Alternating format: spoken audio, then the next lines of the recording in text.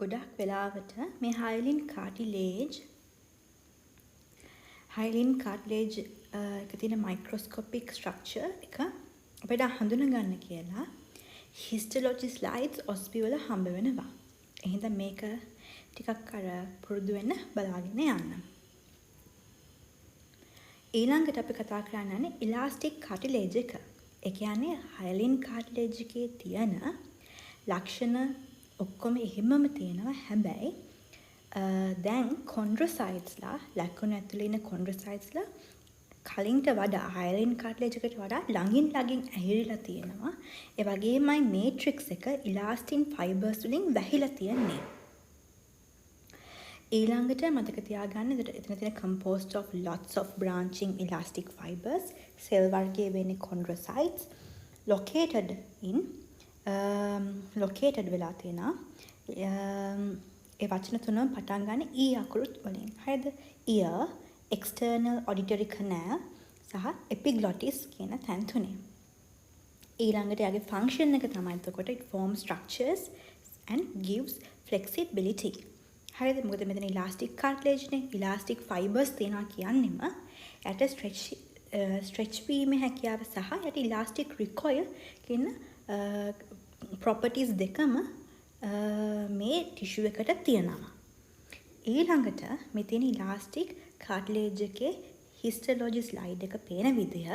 එතකොට මේකේ අරකේ ලොකු වෙනසක් නැහැ. මේට්‍රික්ස් එක දිහා බලලා තමයි අපිට වෙනස අඳුනගන්න පුළුවන්. සහ මෙතනදී ලකුණු කොන්ඩ්‍රොසයිට්ස්ලා ලකුණේ ඇතුළේ ඉන්න කොන්ඩ්‍රොසයිට්ස්ලා ළඟින් ඇහිලා තියෙනවා. සහ මේට්‍රික්ස් එකේ ගොඩාක් ඉලාස්ටින් ෆයිබර්ස් තියෙනවා. ටිකක් මේක මෙතන නම් ඒක දම් පාටට හුරුයි. හයිලින් කාටිලේජ් එක ගත්තාම එයාගේ මේට්‍රික්ස් එක අර වගේ නෙවෙයි. හරිම glassy homogeneous translucent appearance එකක් තමයි තියෙන්නේ. ඊළඟට fibrocartilage ගත්තම fibrocartilage කියලා කියන්නේ එතකොට hyaline cartilage එකම තමයි alternating layers of hyaline cartilage matrix and thick layers of dense collagen fibers. ඒ කියන්නේ hyaline cartilage එකේ තියෙන ලක්ෂණ වලට අමතරව matrix එකේ ගොඩාක් thick layer of dense collagen fibers තියෙනවා. ඒ collagen තියෙන හින්දා මෙයා extremely resilient and resistant to stretch. මෙයා stretch කරන්න ලේසි නෑ. මෙයාගේ composed of fine collagen fibers, cell වර්ගයේ වෙන chondrocytes. මෙයා ඉන්න තැන් තමයි එකක් තමයි vertebrae දෙකක් අතර තියෙන intervertebral disc එක. හරිද? අනිත් එක තමයි hip bone එකේ තියෙන pubis bodies දෙක දෙපැත්තේ තියෙන සම්බන්ධ වෙන pubic symphysis එක. අනිත් එක joint capsules, ligaments. මේකේ function එක තමයි shock absorbing කියන්නේ අර vertebral column එකේ අර අපේ බර යන්නේ vertebral column එක දිගේනේ. එතකොට සහ අපි ඇවිදිනකොට උඩ පායනකොට එමෙන්න shock එක absorb කරනවා intervertebral discs. අනිත් එක තමයි connect කරනවා. හරිද? pubic symphysis එක intervertebral discs joint capsules කරන්නේ මොකක්ද? එකිනෙකට ඒ bones connect කරන එක. මේ තමයි fibrocartilage එකේ histology slide එක. එතකොට තේරෙනවා ගොඩාක් collagen fibers තියෙනවා. ඔයගොල්ලෝ හැමතිස්සෙම මතක තියාගන්න fibrocartilage එකයි dense regular collagenous connective tissue එකයි ඒ දෙක පටලව ගන්න නැතුව ඉන්න. මෙතන fibrocartilage එක ගත්තාම ඒක හැමතිස්සෙම chondrocytesලා ඉන්නේ ලකුණේ ඇතුලේ. හැබැයි අර dense regular collagenous connective tissue එකේ හිටියේ fibroblastලා ඒගොල්ලන් හිටියේ ලකුණේ ඇතුළත නෙවෙයි. ඊළඟට අපි කතා කරන්න යන්නේ පුංචි comparison එකක් ඒ තුන ගැන. එතකොට hyaline cartilage එක දිහා යයි elastic cartilage එකේ fibrocartilage එකයි දිහා බැලුවම hyaline එකේ elastic cartilage එකේ තියෙන perichondrium එක. සහ ඒක ඇතුලේ තියෙනවා ෆයිබ්‍රෝබ්ලාස්ට්ලා. ඊළඟට ඊට ටිකක් ඇතුළතින් තියෙනවා කොන්ඩ්‍රෝබ්ලාස්ට්ලා. ඊළඟට මේට්‍රික්ස් එක ඇතුලේ ගිලිලා තියෙනවා කොන්ඩ්‍රෝසයිට්ස්ලා. හයලින් කාට්ලේජ් එකේ නම් මේට්‍රික්ස් එකේ ඈතින් ඈත තමයි කොන්ඩ්‍රෝසයිට්ලා ඉන්නේ. සහ හයලින් කාට්ලේජ් එකේ මේට්‍රික්ස් එක ගත්තම වැඩි ෆයිබර්ස් නැහැ. යාගේ තියෙන්නේ translucent glassy homogeneous appearance එකක්. හැබැයි ඉලාස්ටික් කාට්ලේජ් එක ගත්තම එයාගේ මේට්‍රික්ස් එකේ ගොඩාක් ඉලාස්ටික් ෆයිබර්ස් තියෙනවා. සහ ලැකුණේ ඇතුළත කොන්ඩ්‍රෝසයිට්ස්ලා ළඟින් තමයි ඇහිරිලා ඉන්නේ. ෆයිබර් කාට්ලේජ් එක ගත්තම එයාට පෙරිකොන්ඩ්‍රියම් එකක් නැහැ. අර දෙකට පෙරිකොන්ඩ්‍රියම් එකක් තිබ්බට මෙයාට පෙරිකොන්ඩ්‍රියම් එකක් නැහැ. අනිත් එක තමයි කොන්ඩ්‍රෝසයිට්ස් එක ගත්තම කොන්ඩ්‍රෝසයිට්ස්ලා ඇහිරිලා තියෙනවා. ලැකුණ ඇතුළත තමයි ඒගොල්ලෝ ඉන්නේ. ගොඩාක් කොලජන් ෆයිබර්ස් හම්බ වෙනවා. එතන මෙතන මේට්‍රික්ස් එකක් පිළිවෙලට අපිට පේන්නේ හයලින් කාට්ලේජ් එකේ විතරයි. ඊළඟට අපි කතා කරන්න යන්නේ බෝන් කියන කනෙක්ටිව් ටිෂුව එක ගැන. බෝන් කියන්නේ අපේ අස්ථි. අපි දැන් අපේ අස්ථි පද්ධතිය ගත්තම රිජිඩ්. අපේ සපෝටින් ෆ්‍රේම්වර්ක් එක. අපේ සපෝටින් ෆ්‍රේම්වර්ක් එක. හරිද? බෝන් එකක් ගත්තම ඒකේ තියෙනවා එක්ස්ට්‍රා සෙලියුලර් මේට්‍රික්ස් එකක්. ඒ වගේමයි සෙල් කම්පොනන්ට් එකක්. සෙල්ස් වර්ග 3යි තමයි ඔස්ටියෝබ්ලාස්ට්, ඔස්ටියෝසයිට්ස්, ඔස්ටියෝක්ලාස්ට්. එක්ස්ට්‍රා සෙලියුලර් මේට්‍රික්ස් එක ගත්තම එයාගේ ෆයිබර්ස් තියෙනවා, ග්‍රවුන්ඩ් සබ්ස්ටන්සස් තියෙනවා. ඊට අමතරව බ්ලඩ් වෙසල්ස්, ලිම්ෆැටික් වෙසල්ස් ඉන්නවා. අපි එක්ස්ට්‍රා සෙලියුලර් මේට්‍රික්ස් එක ගැන කතා කරොත් ඒකේ ග්‍රවුන්ඩ් සබ්ස්ටන්සස් ගත්තම ඒක ග්‍රවුන්ඩ් සබ්ස්ටන්සස් ළඟින් 70%ක්ම ඉන්නේ ඉනෝගැනික් සෝල්ට්ස්ලා. ඒකෙනොත් වැදගත්ම එක්කෙනා තමයි කැල්සියම් හයිඩ්‍රොක්සි ඇපටයිට්. Calcium hydroxy ඇපටයිට්. ඊට අමතරව ෆොස්ෆේට්ස්, කාබනේට්ස් ඉන්නවා. එතකොට 70%ක්ම ඉන්නේ ඉනෝගැනික් සෝල්ට්ස් නම් ඊටු 30% ඉන්නේ ඕගැනික් මේට්‍රික්ස් එක. ඒ 30%නොත් 90%ක්ම ඉන්නේ type 1 collagen fibers.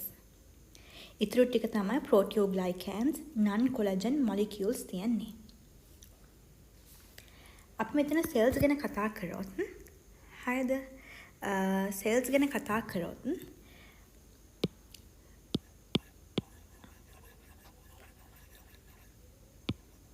මතක තියාගන්න දෙයක් තමයි ඔස්ටියෝබ්ලාස්ට්ලා කියන්නේ ඔස්ටියෝසයිට්ස්ලාගේ ඉම්මැචුවර් ඒගොල්ලෝ ඉම්මැචුවර් කාලෙදී තමයි ඔස්ටියෝබ්ලාස්ට්ලා කියන්නේ. ඒ කියන්නේ සෙල් එකක් හිටියොත් ඒ සෙල් එක මේ තමයි ඒ සෙල් එක. මේ සෙල් එකට පුළුවන් මේ තමයි එතකොට ඔස්ටියෝබ්ලාස්ට් එක. ඔස්ටියෝබ්ලාස්ට් එක මොකද කරන්නේ? එයා කොලජන් සික්‍රීට් කරන කොලජන් ෆයිබර්ස් සික්‍රීට් කරනවා. මේ තමයි කොලජන් ෆයිබර්ස්. හරි. ඒ කොලජන් ෆයිබර්ස් වලට පස්සේ කාලෙක ඇවිල්ලා මිනරලයිසේෂන් කියලා කියනවා. ඒ කියන්නේ මෙහෙම ඇවිල්ලා කැල්සියම් තැන්පත් වෙනවා. මෙහෙම ඇවිල්ලා කැල්සියම් තැන්පත් වුණාට පස්සේ මේ සෙල් එකට කියන්නේ ඔස්ටියෝසයිට් කියලා. හරිද? මෙහෙම ඇවිල්ලා කැල්සියම් තැන්පත් වුණාට පස්සේ අපි යාට කියන්නේ මොකක් කියලාද? ඔස්ටියෝසයිට් කියලා. ඒට ඔස්ටියෝබ්ලාස්ට් එක පස්සේ මිනරලයිස් වුණාම ඔස්ටියෝසයිට් එක ඔස්ටියෝක්ලාස්ට් එක කියලා කියන්නේ වෙනම සෙල් එකක්. ඒ සෙල් එකට පුළුවන් ඇසිඩ්ස් එන්සයිම් සික්‍රීට් කරලා බෝන් මේට්‍රික්ස් එක ඩයිජෙස්ට් කරන්න. හරිද? එතකොට අපි සෙල්ස් වර්ග 3ක් ගැන දැන් කතා කරා. සෙල්ස් වර්ග 3 තමයි ඔස්ටියෝබ්ලාස්ට්ලා, ඔස්ටියෝසයිට්ස්, ඔස්ටියෝක්ලාස්ට්. ඊළඟට මතක තියාගන්න ඕනේ මේ කොලජන් මේට්‍රික්ස් එක ගත්තම මේ කොලජන් මේට්‍රික්ස් එක පස්සේ මැචුරේෂන් වෙනවා. අන්ඩර්ගෝ මැචුරේෂන් ඒ කියන්නේ මිනරලයිසේෂන් එකක් වෙනවා. ඒ මිනරලයිසේෂන් එකට වැදගත් වෙන එන්සයිම් එකක් තමයි මේ ඇල්කලයින් ෆොස්ෆටේස් කියන කෙනා. ඇල්කලයින් ෆොස්ෆටේස් කියන කෙනා. ඔය කැල්සියම් සෝල්ට්ස් ගිහලා ඇත්තටම ඩිපොසිට් වෙන්නේ කොලජන් ෆයිබර්ස් වල තියෙනවා හෝල් සෝන්ස්. ඒ හෝල් සෝන්ස් වල තමයි කැල්සියම් අයන්ස් ගිහිලා ඩිපොසිට් වෙන්නේ. එතකොට බෝන් එකක ෆන්ක්ෂන්ස් මොනවද කියලා ගත්තොත් එකක් තමයි බෝන් එක තමයි adult skeleton එක වෙන්නේ. adult skeleton එකෙන් අපිට structural support එකක් දෙනවා body එකට සහ tissues වලට. ඒ වගේමයි අපේ vital organs, brain, heart එක ගතම ඒවා protect කරනවා. හරිද? ඊළඟට spinal cord එක protect කරනවා. ඊළඟට provide surfaces for the muscle attachment. Movement, අර තමයි calcium and phosphate ion homeostasis, site of hematopoiesis, bone එක ඇතුලේ තියෙන bone marrows, ඒගොල්ලන් තමයි blood cells හදන්න දායක වෙන්නේ. ඒ වගේමයි able to change form in response to stress and strains. ඒ නිසා මේක living tissue එකක්. හරිද? කියනවාට වෙනස් වෙන්න පුළුවන්. It can change. ඒ නිසා ඒක living tissue එකක් වෙනවා. ඊළඟට ගත්තම bone එක අපි classify කරන්න පුළුවන් woven bone, lamella bone කියලා. හරිද? woven bone, lamella bone එක ආයේ කොටස් දෙකකට බෙදෙනවා compact bone සහ cancellous bone කියලා. compact bone කියන්නේ cortical bone එක. ඒ කියන්නේ අස්තියක අයිනේ cortex එකේ ඉන්න අස්ති වර්ගය. cancellous bone කියලා කියන්නේ medullary මැද ඉන්න trabecular spongy විදිහට ඉන්න bone type එක. අපි බලමු මොකක්ද මුලින්ම woven bone කියන්නේ කියලා. woven bone කියන්නේ අපි කියවනේ bone එකක් mineralize වෙනවා කියලා. mineralize වෙනවා කියලා. එහෙම නොවි woven bone එක කියන්නේ immature. mature නොවිච්ච immature weak type එක තමයි woven bone එක කියලා කියන්නේ. woven bone එකක් develop වෙලා තමයි lamella bone එකක් බවට පත් වෙන්නේ. ඒකට ඒගොල්ලන්ගේ matrix එක ගත්තාම ඒ matrix එකේ collagen තියන්නේ organized වෙලා නෙවෙයි. unorganized විදිහට collagen randomly තමයි arrange වෙලා තියන්නේ. ඔය woven bone එක හම්බෙනවා අපිට fetal skeleton එකේ. මොකද ඒගොල්ලන්ගේ skeleton එක ගත්තම immature weak skeleton එකක් තියෙන්නේ. එතන fetal skeleton එකේ හම්බ වෙන්නේ woven bone එක. ඒ වගේමයි recently fracture sites. ඒ කියන්නේ අස්තියක් කැඩුනම ඒක මුලින්ම එතන තියෙන woven bone එක පස්සේ තමයි ආයෙවා එතන හා වෙන කාලේ තියෙන woven bone එක පස්සේ තමයි ඒක lamella bone එක බවට පත් වෙන්නේ. ඒ වගේමයි pathological state වලත් woven bone එක අපිට දැක ගන්න පුළුවන්. ඒර woven bone එක histology slide එකක පේන්නේ මෙන්න මේ විදිහට. හරිද? මේ තියෙන woven bone එක, මේ තියෙන lamella bone එක. lamella bone එක lamella කියන එකෙන් අදහස් වෙන්නේ layers කියන එක. ඒකට පේනවා ඇති collagen එතන ලස්සනට arrange වෙලා තියෙනවා, organize වෙලා තියෙනවා layers හැටියට. සහ එතන ඉන්නවා osteocytes. අපි දන්නවා osteoblast ලා ඉන්නේ immature. නම් osteoblast ලා ඒගොල්ලෝ mature වුනහම osteocytes ලා. එතකොට lamella bone එක කියලා කියන්නේ mature, strong bone එක. ඒගොල්ලෝගේ ඉන්නේ osteocytes ලා. හරිද? lamella bone එක මේගොල්ලෝගේ ලස්සනට මෙහෙම layers හැටියට තමයි ඒගොල්ලෝ ඉන්නේ. woven bone එක ගත්තාම එහෙම නැහැ. මේ තියෙන්නේ woven bone එක. හරිද? woven bone එක ගත්තාම මෙහෙම collagens arrange වෙලා තියෙන්නේ පිළිවෙලකට නෙවෙයි. සහ ඒක immature cells ඉන්නේ. ඒ කියන්නේ osteoblast ලා තමයි ඉන්නේ. ඒගොල්ලෝ මේ bone එක හදමින් පවතින කාලයක්. මේ තියෙන්නේ woven bone එකම තමයි. ඒකට ඔයගොල්ලෝ පේනවා ඇති. ඒගොල්ලන්ගේ අර collagen fibers එහෙම organize වෙලා තියෙන්නේ, arrange වෙලා තියෙන්නේ පිළිවෙලකට නෙවෙයි කියලා. woven bone එක ගත්තම weak bone එකක්. හරිද? ඒගොල්ලන් හම්බ වෙන්නේ fetal skeleton එකේ. මොකද එතනත් තියෙන developing bone එකක්. ඒකට එතන woven bone එක හම්බෙනවා. ඒ වගේමයි recently fracture වෙච්ච site එකක් ගත්තම එතනත් woven bone එක අපිට හම්බෙනවා. එහෙම වගේමයි pathological states වලදීත් bone එකේ අපිට woven bone type එක හම්බෙනවා. හැබැයි සාමාන්‍යයෙන් adult skeleton එකක තියෙන්නේ lamella bone එක. ඊළඟට අපි කතා කරමු lamella bone එක ගැන. හරිද? lamella bone එක ගත්තම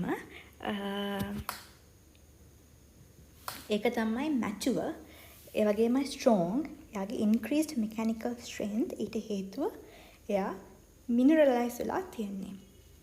ඒ වගේමයි එයාගේ collagen fibers ගත්තම ඒවා රෙගියුලර් පැටර්න් එකකට පැරලල් එකිනෙකට පැරලල් ලේයර්ස් හැටියට තමයි arrange වෙලා තියෙන්නේ. ඒ වගේමයි ඔය ලැමිලා බෝන් එක අපිට හම්බ වෙන්නේ ගොඩක් වෙලාවට adult skeleton එකේ.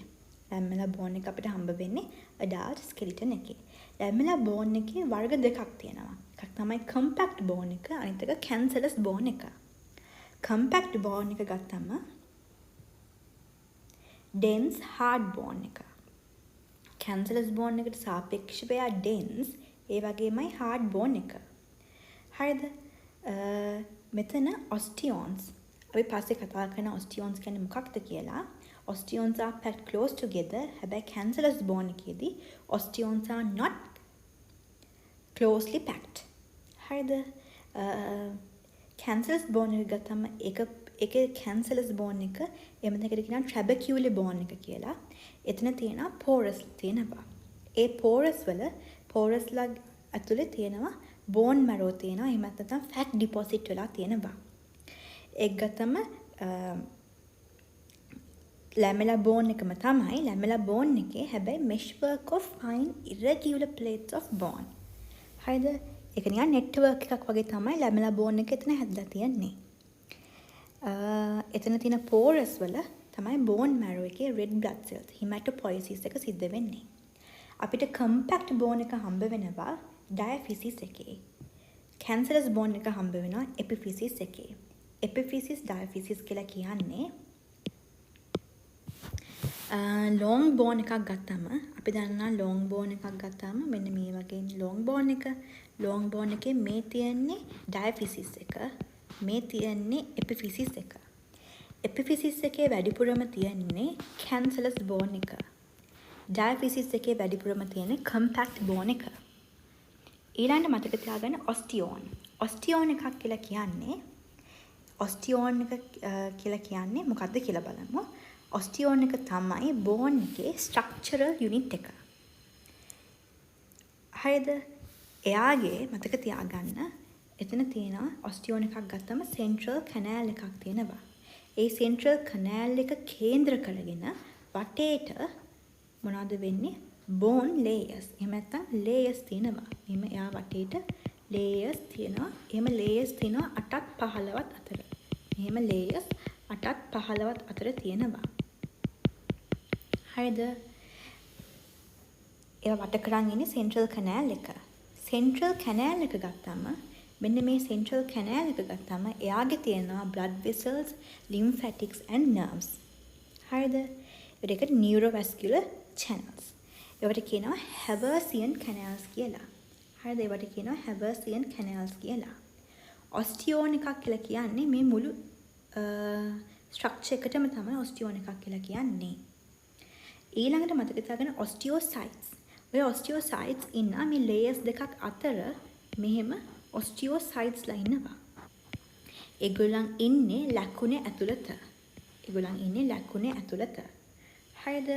ඊළඟ canaliculus කියලා කියන්නේ එක osteocyte එකක තියෙන ලකුණ එකක් අනෙක් osteocyte එකේ ලකුණ එකත් එක්ක එකිනෙකට communicate කරන්න තියෙන channels වගේ ඒවා. ඊළඟට endosteum. endosteum කියලා කියන්නේ cortical bone එක තියෙන cortical bone එක කියලා කියන්නේ compact bone එක. compact bone එකේ inner surface එකේ තියෙන layer එකක්. ඒ layer එකේ ඉන්නවා osteogenic cells. හරිද? මේ තියෙන osteogenic cells ඒ කියන්නේ ඒගොල්ලන්ට පුළුවන් අලුතෙන් bone එක හදන්න. ඊළඟ එක තමයි lay down new osteoid. osteoid එකක් කියලා කියන්නේ mineralized නොවිච්ච bone එකට. ඒ කියන්නේ එතනදී osteoblast ලා osteoclast ලා වෙලා නැහැ. ඊළඟට මතක තියාගන්න bone turnover එහෙනම් bone remodeling කියලා කියන්නේ osteoclast ලා මගින් acids enzymes දාලා bone matrix එක digest කරලා යාගේ architecture එක වෙනස් කරන එකට. ඒ වෙනස් කිරීමේ හැකියාව bone එකකට තියෙනවා. මතක තියාගන්න පිටතින් ඉඳන් ගත්තාම එතකොට බෝන් එකක පිටතින්ම තියෙනවා පෙරියොස්ටියම් එක. ඊට ඇතුළතින් කම්පැක්ට් බෝන් එක නැත්නම් කෝටිකල් බෝන් එක. ඊට ඇතුළතින් තියෙන එන්ඩෝස්ටියම් එක. එන්ඩෝස්ටියම් එකේ තමයි ඔස්ටියෝජෙනික් සෙල්ස් තියෙන්නේ. ඒ ඔස්ටියෝජෙනික් සෙල්ස් තමයි ඔස්ටියොයිඩ් එක ලේ ඩවුන් කරන්නේ. ඊට ඇතුළතින් තියෙනවා ට්‍රැබකියුලි. ට්‍රැබකියුලි කියලා කියන්නේ කැන්සලස් බෝන් එක. කැන්සලස් බෝන් එකේ තියෙනවා බෝන් මැරෝ සහ ෆැට්. ඊළඟට අපි බලමු අපිට කොහොමද ඒක හිස්ටොලොජි ස්ලයිඩ් එකක් හැටියට පේන්නේ කියලා.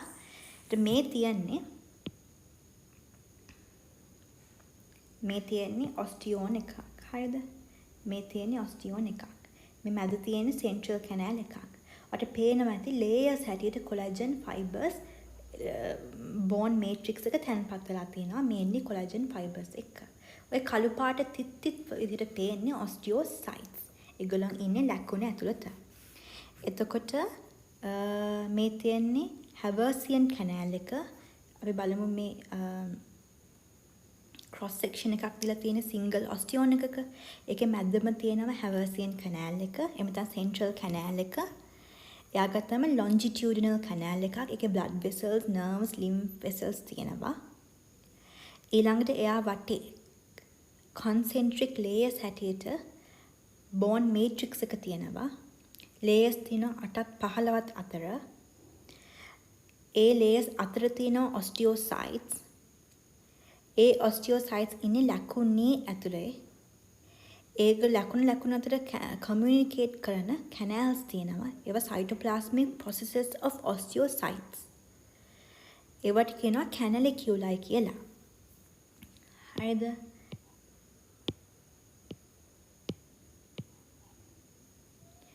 ඊළඟට අපි ගත්තාම කම්පැරිසන් එකක් ගත්තාම කම්පැක්ට් බෝන් එකේ කැන්සලස් බෝන් එකේ කම්පැක්ට් බෝන් එක ගත්තාම ඔස්ටියෝසයිට්ස් ඉන්න ලකුණ ඇතුළත හැවර්සියන් කැනල්ස් තියෙනවා කැනලිකියුලයි තියෙනවා ඔස්ටියෝන්ස් තියෙනවා. හැබැයි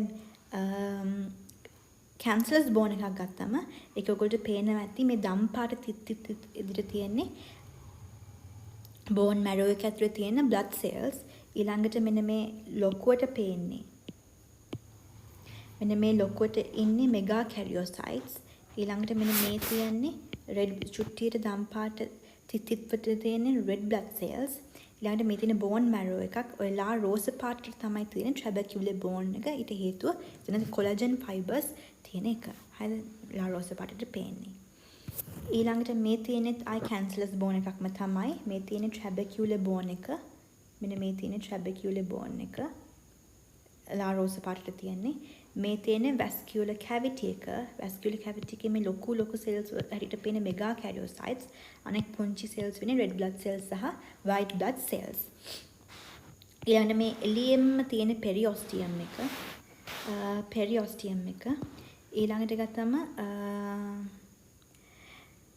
අය බලමු බෝන් එකක් හා සම්බන්ධ related diseases මොනවද කියලා. හරිද?